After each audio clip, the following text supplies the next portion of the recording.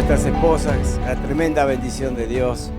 Estaba hablando del hecho de lo que decía el sufrimiento de los pastores. Mi abuelo, que fue mi pastor en la iglesia donde entré al mes de vida y me bauticé a los 10 años, mi abuelo era el fundador y pastor, él siempre decía, citaba el versículo que decía, el que anhela obispado buena obra desea. Y él agregaba, pero no sabe en el lío que se mete. Es una tarea.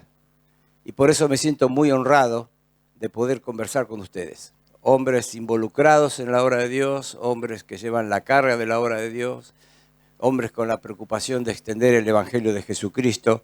Así que voy a poner acá para que mi entusiasmo no nos traicione. El cronómetro acá, ahí está, listo. Después si lo respeto o no es otra cosa, pero por lo menos voy a pecar a conciencia. Bueno, hoy no vamos a hablar de por qué sufre el justo. Ese es el tema de esta noche y mañana a la noche. Dios mediante, estoy orando para que la lluvia se detenga, porque parece que va a llover desde el mediodía hasta la noche. Que, bueno, si tiene que llover, que llueva, pero que vengan todos los que tienen que venir. Pero realmente el tema es lo que decía recién Eduardo. Hay una gran necesidad. Cuando Eduardo publicó las primeras promociones en las redes, un misionero del norte de Argentina, exalumno del Instituto Bíblico, me dice, justamente eso es lo que yo estoy preguntándome. Y él me decía, soy misionero, no me alcanza el sustento. Colocamos un kiosco que preparamos sándwiches, empanadas, no nos alcanza y queremos servir al Señor y tengo deudas. Y tengo un amigo que el padre es un empresario que le sobra el dinero y él también quería ser misionero. Ahora él se fue al mundo, anda en bebidas, una vida totalmente disipada. Y no entiendo. Yo quiero servir a Dios y no tengo sustento.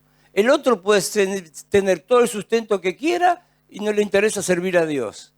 La vida tiene esas cosas, ¿no es cierto? Pero vamos a charlar de eso esta noche. Esta mañana yo quiero hablar de algo pensando en pastores. Tantas cosas para hacer. A veces yo me acuerdo, yo lo hago, llega un domingo después de la actividad de sábado y domingo y me acuesto y pienso, el lunes tengo que hacer esto, el martes, el jueves no tengo que olvidarme de esto. Y muchas veces nos encontramos manejados por lo urgente y sentimos que lo urgente es importante, pero no siempre lo urgente es importante. Y no siempre lo importante en el momento parece urgente. Y por eso lo vamos dejando a un costado. Y terminamos viviendo nuestras vidas por la tiranía de lo urgente. Que significa que hacemos lo urgente, cumplimos con lo urgente y vamos dejando de lado algunas cosas que son importantes. Ese es un problema que tenemos todos. Fíjense, yo estaba viendo en Hechos capítulo 6, versículo 2, dice, entonces los 12 convocaron a la multitud de los discípulos y dijeron, no es justo que nosotros dejemos la palabra de Dios para servir a las mesas. No es que ellos se avergonzaban de servir a las mesas, pero su ministerio era enseñar la palabra. Y dice el versículo 4, nosotros persistiremos en la oración y en el ministerio de la palabra. Si por estar sirviendo las mesas dejaban el ministerio de la palabra y la oración, es un caso en el cual estaban dejando lo importante para hacer lo urgente, que eran las viudas muertas de hambre. ¿No es cierto? No, dicho en una buena forma, ¿no? Creo que sonó mal. No lo quise decir así. Pero fíjense, esto es una charla, no es un mensaje. Quiero compartir algunos principios, muchos versículos, pero importante. Que lo importante sea lo más importante. Porque el gran problema muchas veces en nuestras vidas es tener correctas nuestras prioridades. A veces comenzamos con las prioridades bien y en el transcurso, el contexto del ministerio, nuestro contexto familiar, a veces nos va empujando y nos va sacando del centro. Pero desde el principio Dios procuró que nos demos cuenta cuáles deben ser las prioridades. Marcó que la prioridad primera es Dios. Ahí está. No todo, bueno, eso ya lo mencioné. No todo lo que parece urgente es importante. No todo lo que es realmente importante se siente urgente en el momento. y es muy fácil vivir nuestras vidas gobernadas por la tiranía de lo urgente. Cuestión de prioridades. Vamos a seguir avanzando. Fíjense en varios versículos cómo desde el principio Dios nos ayudó con ciertas cosas para que entendamos cuál es la prioridad, qué es lo número uno en nuestras vidas. ¿Qué es lo número uno? Fíjense Génesis 2:16. De todo árbol del huerto podrás comer, mas del árbol de la ciencia y del bien y del mal no comerás. Más allá del estudio que podamos hacer sobre el tema del árbol del conocimiento del bien y del mal, había una cuestión básica. Imaginemos que Adán y Eva no cayeron, no hubiesen caído, hubiesen seguido en el huerto. Hubiese nacido Abel, Caín, y de pronto Abel y Caín decían, mamá, quiero comer de ese árbol que no comí nunca. ¡Qué lindo que se ve el fruto! No, de ese árbol no. ¿Por qué? Porque Dios dijo que no. Y ven el principio, ¿qué es lo que tenían que hacer Adán y Eva? No comer. ¿Por qué? Porque Dios dijo que no. Más allá de lo atractivo, del aroma que el fruto podía tener, del color que podía tener Dios dijo que no. Entonces, meto en un plato una cosa, el gusto, el atractivo, todo, y en otro plato pongo lo que dijo Dios. Entonces, es no. Si la prioridad está bien ordenada, primero Dios, entonces no se discute. Y a veces en nuestras vidas en nuestras vidas personales, ya aún no como pastor, hablemos de nuestras necesidades, porque no quiero tocar este tema como diciendo, bueno, ustedes en sus congregaciones, ¿cómo tienen que...? No, cada uno de nosotros tenemos nuestras propias luchas, todos, ¿no es cierto? La prioridad, Dios tiene que ser el primero. Vamos a algunos versículos. Fíjense, el primer mandamiento. Son 10, pero ¿cuál fue el primero? No tendrás dioses ajenos delante de mí. Y aún Juan en su primer carta dice, hijitos guardados de los ídolos. Entonces, este es el punto. Muchas veces esa prioridad número uno en nuestras vidas, en nuestro ministerio, se va desvirtuando porque el ministerio va ocupando el lugar que le corresponde a Dios. Fíjense, Dios debe ser primero. Voy a correrme aquí y voy a leer junto a ustedes. Esto no es para su beneficio, es para el nuestro. Eso es importante. A veces pensamos que le hacemos un favor a Dios cuando yo estoy consagrado a Dios. A veces pensamos que le hacemos un favor a Dios porque cuanto más mejor lo coloque a Él en mi vida, va a ser mejor. No, Dios no puede mejorar. Dios nunca va a mejorar. No va a mejorar porque Él es totalmente perfecto. No está en un proceso de desarrollo. Entonces es para nuestro bien. Lo que adoramos para examinarnos nosotros mismos. Quizá, como veíamos recién el versículo de Juan, guardados de los ídolos. Una pregunta que nos tenemos que hacer, ¿tengo ídolos? A veces tenemos ídolos. Es muy fácil que nuestros hijos se transformen en nuestros ídolos. Puede suceder. Es muy fácil que el ministerio se transforme en mi ídolo. Fíjense, vamos a leer. Lo que adoramos es todo lo que da sentido de identidad. ¿Con qué te identificas? Entonces ahí puede ser el ídolo. Lo que adoras es lo que te da una sensación de seguridad. Es donde corres en tiempos de problemas. Hay un problema económico, hay un problema... ¿A dónde corres primero? ¿Al pariente que tiene plata y me puede prestar? ¿O a encerrarme en mi cuarto y caer de rodillas y orar al Señor? ¿Qué es lo primero? Si hacemos eso de orar al Señor, el Señor es primero. Si voy a correr al amigo que tiene plata, probablemente ahí tengo un ídolo. Es lo que somos más propensos a dedicar tiempo y atención. Lo que buscamos primero es lo que adoramos. Seguimos viendo versículos. El principio de los primeros frutos. El Señor establece un principio sobre los primeros frutos. Es tremendamente interesante el concepto. En Éxodo 23, 19, las primicias de los primeros frutos de tu tierra traerás a la casa de Jehová, tu Dios. Fíjense, no es solamente las primicias. Dice, las primicias de los primeros frutos. O sea, de los primeros frutos, aquel granjero tomaba las espigas y las llevaba a Dios y la entregaba a Dios. Primero Dios. Porque la cosecha que venía después era gracias a Dios. Pero el libro ya marcaba que había que reconocer primero a Dios. Dios primero, desde el punto de vista de la vida vegetal. Vamos, observen la vida animal y humana. Conságrame todo primogénito, cualquiera que abre matriz entre los hijos de Israel, así de los hombres como de los animales, mío es. Y el hombre tenía una vaca, nunca había tenido cría y de pronto tiene un ternerito. Y ellos sabían, es el primer ternero, este es de Dios. ¿Y qué pasa? ¿Dios es ganadero? ¿Dios necesita vacas, terneros? Claro que no. Pero en cada una de esas cosas había algo que se estaba resaltando. Primero Dios. Esta vaca me va a dar muchos terneros, pero el primero para Dios. Mi esposa y yo queremos tener muchos hijos, pero el primogénito para Dios. ¿Ven? Reiteradamente se machaca ese concepto. Proverbios 3, 9, 10 dice, honra a Jehová con tus bienes y con las primicias de todos tus frutos, y serán llenos tus graneros con abundancia y tus lagares rebosarán de mosto. Honra a Jehová con tus bienes. Reconocer a Dios los bienes. Debemos mantener a Dios primero en todo. Relaciones, tiempo, dinero. Y es interesante el énfasis de Dios sobre el dinero.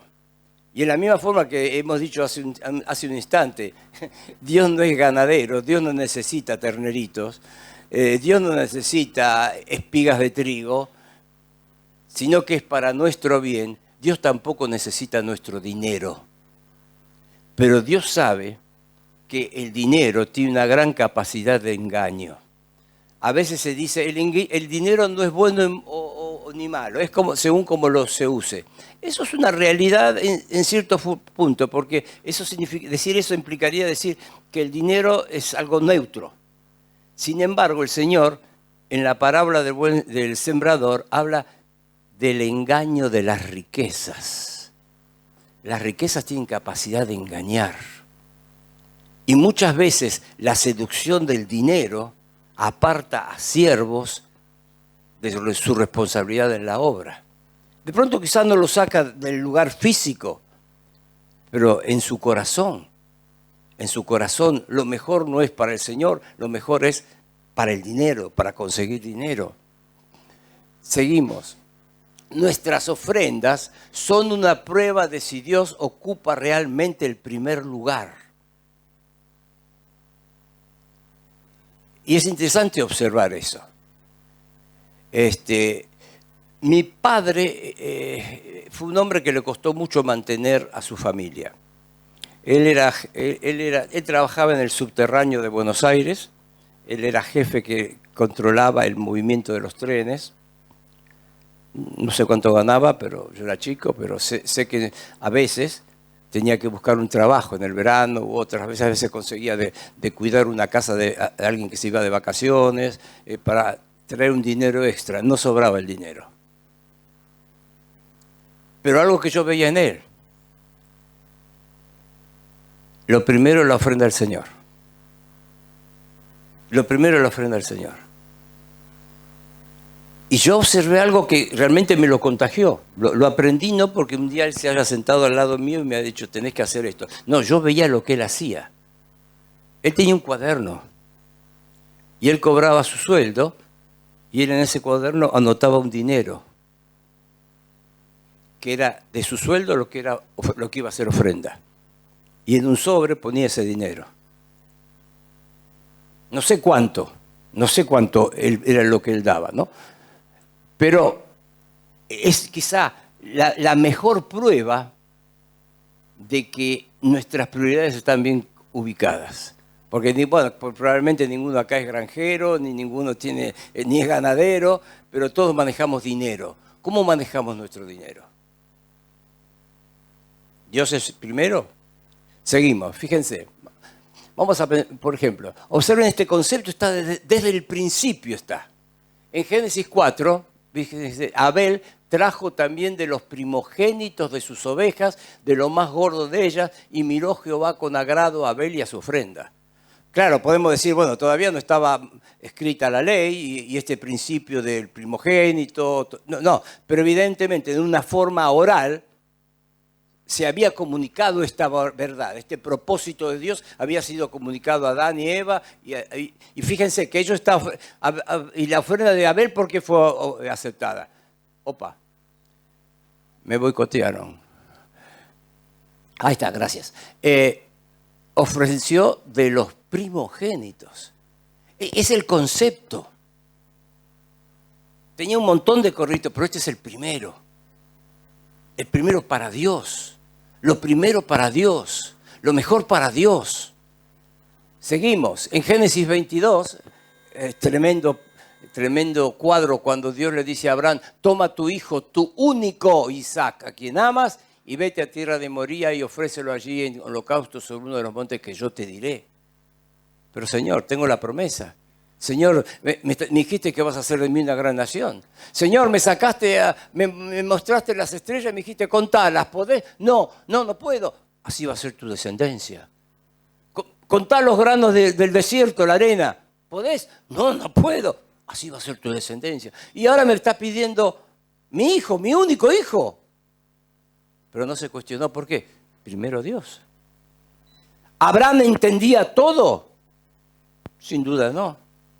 Hebreo nos da la idea de que él estaba pensando que lo podía matar y que Dios tenía poder para resucitarlo, lo cual era totalmente cierto. Pero no estaba seguro de nada, pero una sola cosa, Abraham estaba seguro. Primero Dios. Dios dice y yo obedezco. Cuando nosotros llegamos al Instituto Bíblico, no era de ninguna forma mi plan, sinceramente, ser misionero. Amaba la obra misionera porque un abuelo mío fue misionero en varios países, pero y mi padre, aunque nunca fue misionero ni pastor, mi padre, fue diácono de la iglesia, pero estaba siempre involucrado en la obra. Y bueno, mi abuelo ya le dije que era pastor. Yo admiraba la obra, quería involucrarme en la obra, pero en una reunión Dios me habló, una reunión como tantas que yo iba todos los domingos, Dios me tocó, fue el Espíritu Santo de Dios, sin ninguna duda. Porque los versículos que el predicador usó eran reconocidos. Son esos versículos que uno dice a veces, no voy a predicar de esto porque lo conocen todos, ¿viste? Sin embargo, para mí era como la primera vez que los oía. Y yo salí de ahí sabiendo que Dios me había hablado. Pero estuve 6 meses luchando con Dios. Y hablamos con mi esposa y decíamos, no hablamos de salir a la obra misionera. Nuestro primer pensamiento fue ir un año al Instituto Bíblico. Yo salí ese día diciendo, quiero servir al Señor. No conozco la Biblia como tengo que conocerla si quiero servir al Señor. Separemos un año para estudiar y después volvemos. Yo estaba estudiando, había cursado 4º año de ingeniería, tenía muy buen trabajo en la empresa de teléfonos, que era estatal. Teníamos una hija de 3 años, mi esposa estaba embarazada del segundo hijo, realmente él nació cuando estábamos en Monte, allí en el primer año. Entonces, lo mío era un año, un año, no toda una vida, ya han pasado casi 50, fue en el año 76, o sea, 49 años que yo ingresé al Instituto Bíblico. Pero era un año y estuvimos 6 meses discutiendo con Dios. Yo cuando veo esto y miro mi propia experiencia, digo, qué vergüenza. Por un año, 6 meses de discusiones por un año del Instituto Bíblico. Bueno, el Señor tuvo misericordia de mí, porque si el Señor de entrada me decía, quiero que salgas para que seas misionero el resto de tu vida, no sé qué hubiese pasado. Pero el Señor fue bueno, me lo fue mostrando de a poquito, ¿viste? Me fue llevando. Jueces 6. Ahí tenemos la toma de Jericó, ¿no es cierto? Ahora, en la conquista de la tierra prometida, ellos tomaron muchas ciudades. Pero en Jericó hay algo que no pasa en las otras ciudades, en la toma de las otras ciudades. ¿Cuál era? Dios marca un requisito. No debían tomar nada. ¿Se acuerdan del pecado de Acán? Tomando el lingote de oro, el manto babilónico. Dios dijo, no tomen nada. ¿Qué es lo que dijo Dios? toda la plata y el oro y los utensilios de bronce y de hierro serán consagrados a Jehová y entren en el tesoro de Jehová. ¿Pero por qué Jericó y no las otras? Porque Jericó fue la primera. Primer ciudad. Esta es la primera. El botín es para Dios. Primero Dios. Primero Dios. Mateo 6:33, el versículo que todos conocemos, ¿no? Buscad primeramente el reino de Dios y su justicia, y todas las demás cosas serán añadidas. Israel daba el diezmo. Realmente cuando decimos diezmo, nos hacemos una idea quizá no real, porque ellos daban un diezmo, daban un segundo diezmo del 90% que restante, lo cual ya estamos en el 19%, y cada 3 años daban un tercer diezmo, con lo cual llevaría la suma a un poco más del 21%. De esa forma ellos cubrían las necesidades del templo, los gastos para celebrar las fiestas de Jehová y también la ayuda a los necesitados.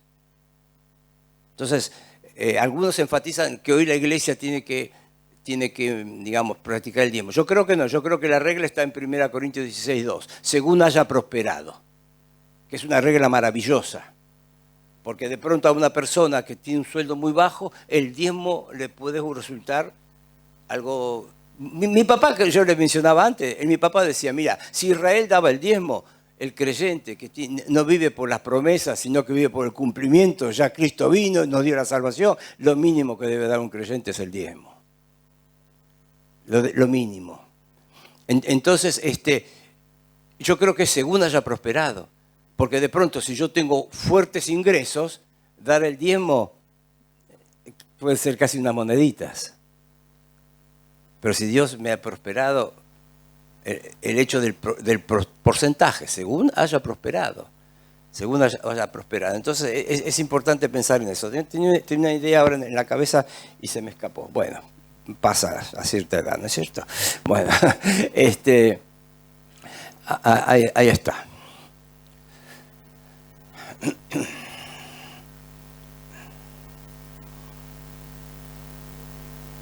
Bueno, sí, algo se me escapó de la cabeza. Bien.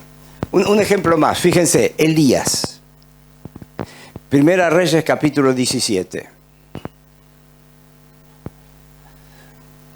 Elías le dijo, no tengas temor, ve, haz como has dicho, pero hazme a mí primero de ello una pequeña torta cocida debajo de la ceniza y tráemela y después harás para ti y para tu hijo. Conocemos la historia, ¿no es cierto? El arroyo se secó, el arroyo de Kerit, y Elías recibe una nueva dirección, ir a Sarepta, fuera del territorio de Israel, donde una mujer lo iba a alimentar, una mujer viuda. Hay que tener fe para cumplir eso, ¿no es cierto? Voy a sacarle a una viuda la comida. Y ahí está la mujer, pero claro, Dios había obrado. Dios le dice a Elías que él había dado orden a esa mujer para que lo atendiese. Y la mujer está ahí con su poquito, juntando las ramitas para hacer, con el poco de harina y el aceite que tiene, el último pan para morir ella y su hijo. Y aquí aparece Elías. Ella sabía que iba a venir el profeta de Dios. Cuando lo vio Elías, de lejos sabía que era él, por su look, ¿no es cierto? Elías marcaba tendencia. Siglos después, Juan el Bautista lo imitó también, ¿no? Sabía que era el que tenía que alimentar. Pero fíjate, esa mujer, escucha que le dice, está bien, vos querés hacer, pero haceme a mí primero. Pero lo que tengo es para un pan y para hacer un pan. Y te tengo que hacer a vos primero. Y la mujer confió. Elías está obedeciendo el plan, entra en el programa de Dios sin cuestionamientos. Pero esta mujer, que no sabemos cuánta luz tenía, porque les reitero, era una mujer que estaba en Sarepta, fuera del territorio de Israel, no era una mujer con un trasfondo judaico. Sin embargo, escuchó la voz, obedeció, y cuando le dice, haceme a mí primero, pues lo hizo. Y a veces uno, tomando la historia de afuera, dice, Dios guió a Elías para que la viuda de Sarepta lo alimente. Y pensamos que la viuda de Sarepta fue bendición a Elías. No, fue totalmente al revés. Porque si Elías no hubiese ido, la mujer que hubiese hecho con el poquito de harina y el aceite que tenía, hacía el pancito, se lo comían y se morían. Pero mientras Elías estuvo en la casa, dice que la harina no menguó, el aceite no escaseó, y tuvieron, mientras Elías estaba allí. Y aún sabemos la historia como más adelante, el hijo de esta viuda muere y Elías lo resucita. O sea que Elías no fue a la casa de la viuda para ser bendecido por la viuda, sino que Elías fue a la casa de la viuda para bendecir a la viuda. ¿Y por qué la viuda tuvo toda esta experiencia? Porque aceptó, haceme a mí primero, el siervo de Dios primero. O sea, la obra de Dios, la dirección de Dios, ¿ven? Notable. Así que, fíjense, aquí tenemos un ejemplo muy grande. Esto vamos a aclararlo, no es evangelio de la prosperidad. No es evangelio de prosperidad. Pero cuando uno da al Señor, el Señor prospera. Una vez un siervo de Dios que nos visitaba allí en Monte dijo, yo pienso que hay muchos creyentes que no tienen más dinero sencillamente porque con lo que tienen no lo están administrando bien y Dios no les da oportunidad de pecar más todavía si le dieran más dinero. Evangelio de prosperidad es, yo ofrendo porque sé que a fin de mes ofrendo 100.000 porque Dios me va a dar 1.000.000. Eso es evangelio de la prosperidad. Forma correcta de ofrendar, yo doy 100.000 porque el Señor es dueño de todo. Pero también es importante, fíjense el concepto ese de la primicia, aplicado a la ofrenda, porque nosotros muchas veces nos equivocamos. Y eso es bueno compartirlo con la iglesia, porque hay mucha gente en la iglesia que tiene pocos recursos y no ofrenda. Y pierde el privilegio y no es enseñada y no se ejercita. Ofrendar es un ejercicio. Yo siempre pienso, esa mujer, la viuda que tenía las dos moneditas, que no servían, ¿qué se podía comprar con esas 2 moneditas? Y era lo único que tenía. ¿Por qué el Señor no le dijo, mujer, mira acá... Estos son los millonarios que tienen que ofrendar. Anda tranquila, llévate esas 2 moneditas a comprar un poco de leche para tus hijos.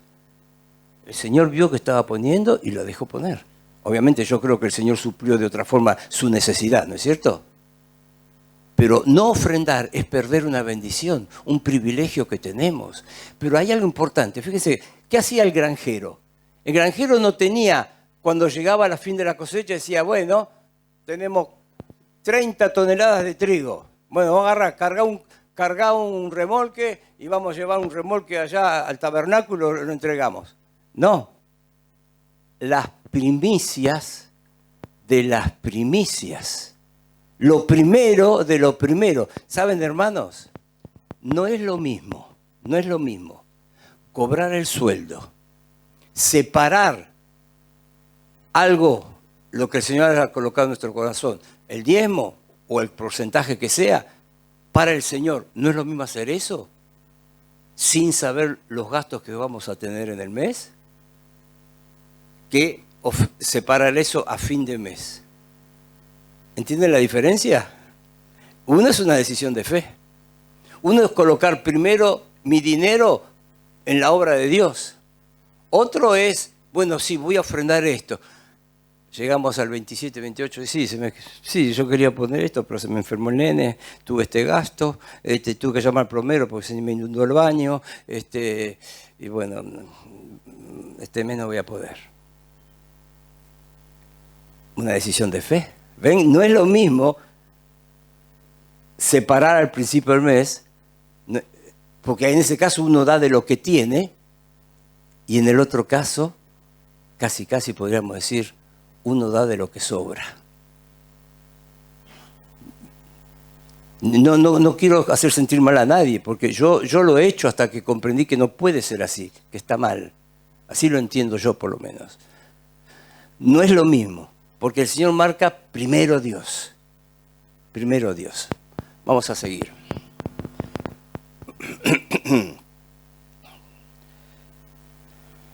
Así que Dios no envió a Elías a la viuda para que la viuda proveyera para Elías, sino que lo envió a Elías para que Elías proveyera para la viuda. Envió a Elías allí no solo para mantenerla, sino también para bendecirla. Esto no es evangelio de prosperidad, ya lo dijimos. Primero es el Señor de la obra, no la obra del Señor. Y yo sé que cuando el Señor nos coloca en un lugar de ministerio, amamos el ministerio. Amamos el ministerio. Estamos agradecidos, disfrutamos. Yo disfruto, a veces, muchas veces, por la edad que tengo, muchas veces me dicen, ¿vos seguís enseñando en el Instituto Bíblico? Mi idea es que mientras tenga fuerza, mientras no esté chocheando y no esté diciendo alguna pavada, estar ahí. Miren, yo conocí, una vez sola vino a Monte, al doctor Pentecost.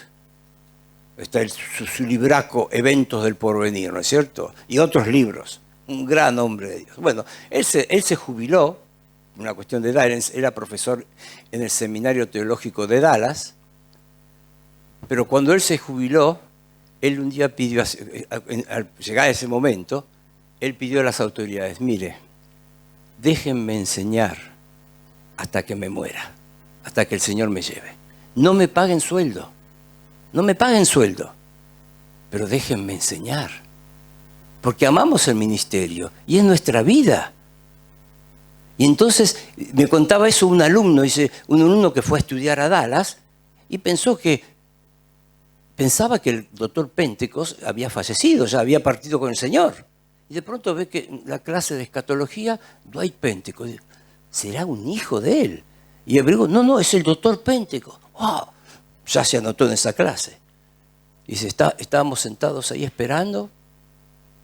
De pronto se abre, como en un lugar como este, se abre una puerta, viene una enfermera en una silla de ruedas, puso al doctor Pentecost delante de nosotros, 96 años. Abrió la Biblia y dio la clase sin una hojita. Pocos días después fuimos a la clase y ya el doctor Pentecost no estaba. Entonces amamos el ministerio. O sea, yo muchas veces siento el cansancio del ministerio, pero digo sinceramente, nunca he sentido, gracias a Dios, el cansancio en el ministerio, pero nunca el cansancio del ministerio. Porque eso es lo que te lleva a tirar la toalla, hermano. Podemos estar cansados en el ministerio. Y ya lo dice Salomón, dulce es el sueño del trabajador, coma mucho, coma poco. Y a veces, la mayoría de veces como poco, pero no importa. Pero Pablo lo dice, sé tener necesidad, y sé tener abundancia y sé tener necesidad. Lo que me toque me lo banco. Con tal de predicar a Cristo, con tal de cumplir mi ministerio. Entonces, amamos el ministerio. Y de pronto vemos lo que Dios hace. Sí, hace tantos años empezamos acá, éramos 4 hermanos. Ahora fíjate el edificio que el Señor nos dio. Pero siempre el Señor primero que el ministerio. Estamos enamorados y servimos y el primer lugar lo ocupa el Señor de la obra, no la obra del Señor. Y estamos hablando de prioridades. Primero el Señor, después la familia, después el ministerio. Y algunos el tema de la familia colocan como un paréntesis, sino no nos olvidemos, hermanos, no nos equivoquemos. La familia es nuestro primer ministerio. La familia es nuestro primer ministerio. Y hay una dicotomía ahí que no funciona cuando nos enfocamos en la obra, en la iglesia, y nos preocupamos en el crecimiento de las hermanas, de los hermanos, de los jóvenes, y no nos preocupamos en el crecimiento espiritual de nuestra esposa y de nuestros hijos. Bueno, nadie va a decir, no, lo que pasa es que no me interesa. Sí, pero no dedicamos el tiempo que ellos merecen. Y yo quiero concluir pensando en esto con ustedes. Como esposos, Efesios 5:23 dice que somos cabeza en el hogar. Pero no hay lugar a la dictadura en el hogar. No hay lugar para acá mando yo. No hay lugar para el portazo. Como Cristo somos cabeza, como Cristo es cabeza de la iglesia. Un amor sacrificial. Y eso es lo que Dios nos ha regalado una esposa. Yo quiero decirle sinceramente, Dios hace cosas maravillosas. Cuando yo me acerqué a Sonia, la verdad no fue porque yo estaba orando por una compañera que fuera la misionera con la cual pude servir el resto. La verdad que no, tenía 15 años. No estaba pensando en eso. Me cautivó dos cosas que todavía conserva, que muchas veces otras personas mencionan. Su sonrisa, siempre está sonriente. Y el brillo de sus ojos. Pero yo no sabía todo lo que había atrás de esa persona con la cual hace 54 años que estoy casado y la bendición diaria que es para mí. Entonces, es un regalo que yo no merecía, pero yo tendré que dar cuenta de la mayordomía. Sabemos lo que es mayordomía, ¿no es cierto? El mayordomo es aquel que administra los bienes de otro. Mi esposa, aunque yo les puedo presentar y digo, es mi esposa, realmente es del Señor, el Señor me la ha dado para que yo sea un fiel mayordomo. Y yo a veces me pregunto, mi esposa, que es una excelente cristiana, sierva de Dios, ¿sería mejor si se hubiese casado con otro tipo? Nunca se lo pregunté por las dudas. Pero ¿entienden lo que quiero decirles? Porque tendremos que dar cuenta ante el Señor. Yo recuerdo hace muchos años, ahora viene con el punto siguiente. Amar como Cristo amó a la iglesia. No importa los años. El amor del Señor no decayó con ninguno de nosotros. No decayó con su iglesia. Y yo no puedo amar igual. Fíjense que aparece como, según nuestras posibilidades. No dice que debemos guiar igual que Cristo en la cabeza. Amar igual que Cristo. No, ¿cómo? Ciertas características. Yo no tengo la capacidad, porque yo soy un hombre flaco, un hombre con debilidades, con una naturaleza pecaminosa. Entonces, ¿pero cómo? Yo tengo que estudiar cada vez más a Cristo, observar el amor de Cristo por mí, por su iglesia y reproducirlo. Y eso es lo que el mundo necesita. Estamos en días donde los matrimonios están en crisis. Está multiplicándose la convivencia. Está promovido el divorcio. Una persona se divorcia, bueno, nadie le llama atención. Dice, ¿cuánto duró? 10 años. ¡Qué lindo! ¡Qué matrimonio! 10 años, qué belleza. Y con eso ya parece que si dura 10 años, es toda la vida. Y un amor dispuesto al sacrificio. No solo eso. Fíjense, en Efesios 5:26, habla de purificarla por el lavamiento de la palabra. Hermanos, algunos de nosotros estamos preparando mensajes todos los domingos para alimentar a la iglesia.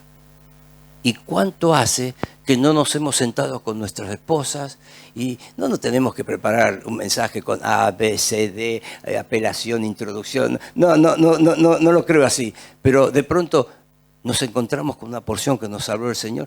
Mira, amor, ven, mira este versículo, ¿no te parece? Y conversar, hablar de las cosas del Señor y enseñarle. Bueno, si va a la iglesia se va a sentar y va a aprender. No es así, no es lo mismo. Yo desperdicié tiempo en mi matrimonio, ¿saben? No haciendo algo que cuando lo descubrí digo, qué hermoso, cuánto tiempo perdí. ¿Saben qué es?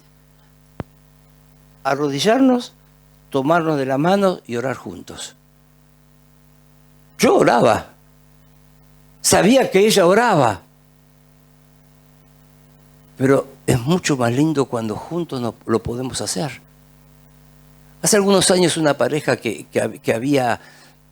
hubo algo de infidelidad, una cuestión así.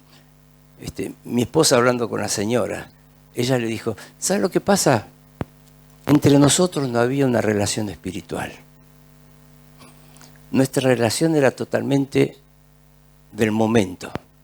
¿Qué tenés que hacer? Y tengo que llevar bueno, vos vas a buscar a los chicos a la escuela. Sí, yo el miércoles hay que llevarlo al médico. Y nuestro punto de unión era el cuidado de los chicos. Pero no gastamos tiempo entre nosotros. Una cosa que a mí me gusta decir cuando celebro ceremonias de casamiento, yo le digo a ellos, chicos, acá no termina el noviazgo. Acá no termina el noviazgo.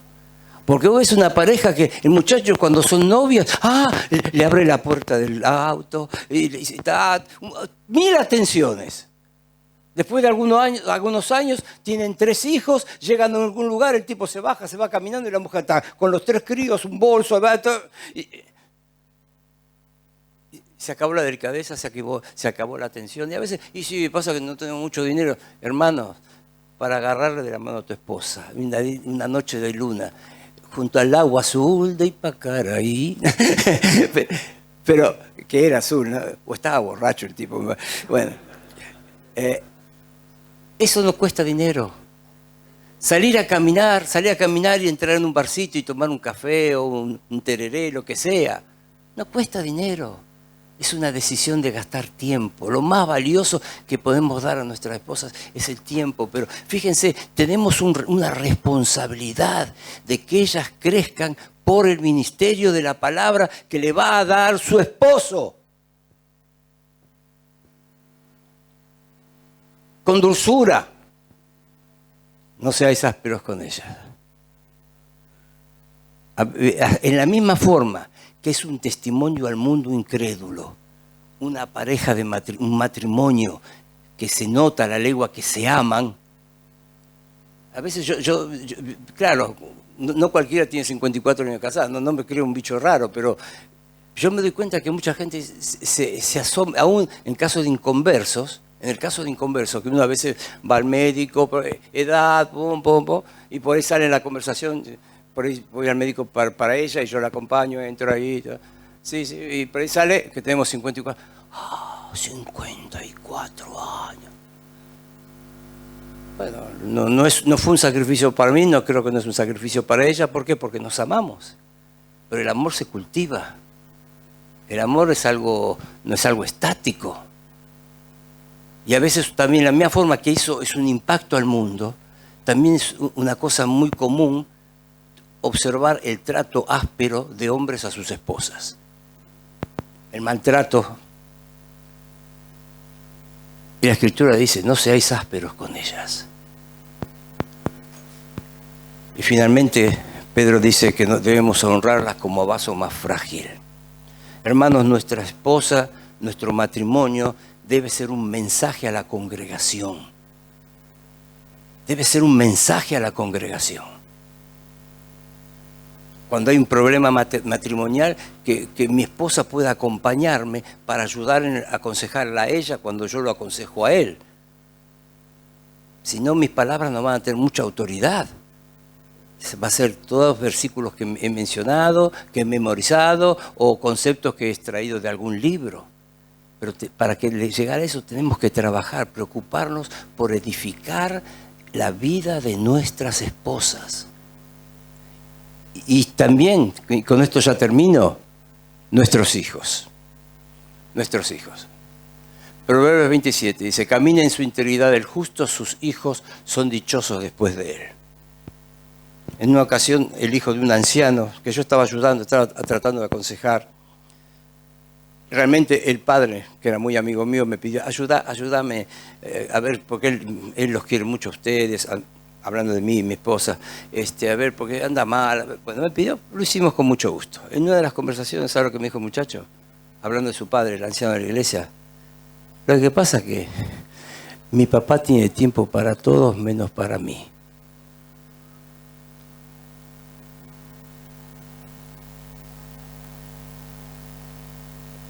examinémonos. Tiene tiempo para todos, menos para mí. Y hermanos, nunca terminamos de ser padres. Dios nos ha bendecido con 3 hijos. Hoy los 3 hace rato que están casados. El último se casó hace 15 años, así que estamos solos en casa. Pero no dejamos de ser padres. La relación va cambiando, ¿no es cierto? Yo no me meto en su hogar. Pero me encanta cuando mis nueras llaman a mi esposa y le piden consejos. O me encanta cuando yo mismo tengo que pedirle consejo a mis hijos sobre ciertas cosas. Y aún a mis nietos. Cuando hay que programar un celular o cuando hay que poner a punto una computadora, ahí empiezo a llamar a mis nietos. Pero me encanta, ¿saben qué? Hace unas semanas uno de mis nietos, el que está en Portugal, 14 años, dice: Abu, mira, leí en Apocalipsis del libro de la vida. ¿Me podés explicar un poco qué es eso? Qué lindo. Y otro que tengo en Estados Unidos, un tiempo más atrás, me llamó porque no había quedado muy conforme con la predicación del pastor sobre la parábola del sembrador. Entonces me preguntó por eso. Cuando nosotros construimos una relación con nuestros hijos, nuestros nietos. Me acuerdo una vez un amigo me dijo, tenía 3 hijos, casé al tercero, terminé. No sabes, nunca dejamos de ser padres. Y es una bendición que los hijos se vayan. ¿Sabes lo que es triste? Que los hijos salgan y no vuelvan nunca a pedir un consejo. O no vuelvan nunca a preguntar. Entonces, primero el Señor. Primero el Señor. Y después el ministerio. Y el primer ministerio, nuestra familia. Fíjense, es lo que Dios quiere. No es simplemente una postura eclesiástica. Desde el principio Dios dijo, primero Dios. No voy a repetir el mensaje. Pero creo que es para que cada uno de nosotros miremos, evaluemos y posiblemente mejoremos. Siempre hay cosas que quizás estamos haciendo bien, pero se pueden hacer mejor. O siempre podemos descubrir de pronto cosas que nos tenemos que dar cuenta que están mal. Y Dios nos da, a través de su palabra, desafíos y nuevas oportunidades para avanzar. A ver, simplemente voy a citar un versículo y ya con esto terminamos.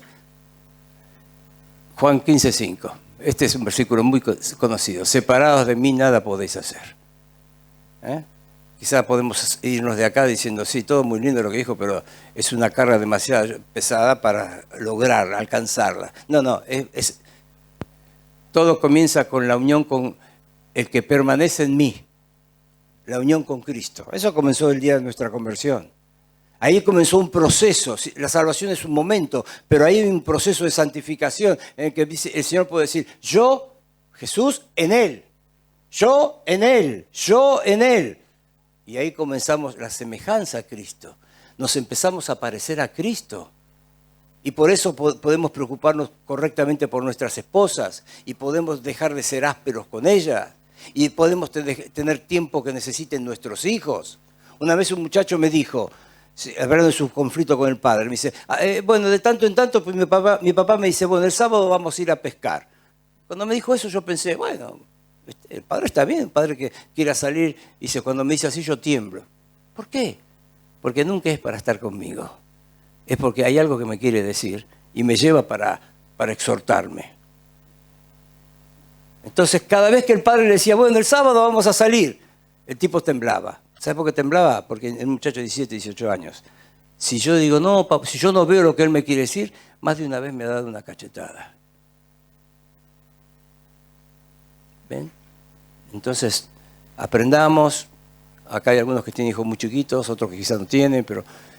Y finalmente lleva mucho fruto. O sea, estamos en Cristo, tenemos la posibilidad de reproducir y ser semejante a Cristo, y con la llenura del Espíritu Santo podemos disfrutar la plenitud de Cristo. Gracias, hermanos, por el privilegio que me han dado de compartir estos pensamientos. Mi oración es que para ustedes y para mí Siempre yo pienso y digo que el predicador es el más bendecido. Ustedes escucharon esto en 46 minutos.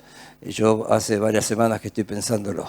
Así que realmente para mí ha sido una gran bendición y deseo que sea para ustedes también. Padre, gracias por el privilegio que nos has dado de escudriñar tu palabra en este tema que está tan cercano a tu corazón. El reconocerte primero. Pero también reconocer también nuestra mayordomía en aquellas cosas que tú has colocado en nuestras manos. Te doy gracias por cada uno de estos hermanos que está aquí hoy. Tú conoces su persona, tú conoces su matrimonio, su hogar, su ministerio. Y Señor, nuestra oración es que tú obres en cada corazón, en cada familia, para tu gloria. Por Cristo Jesús oramos. Amén.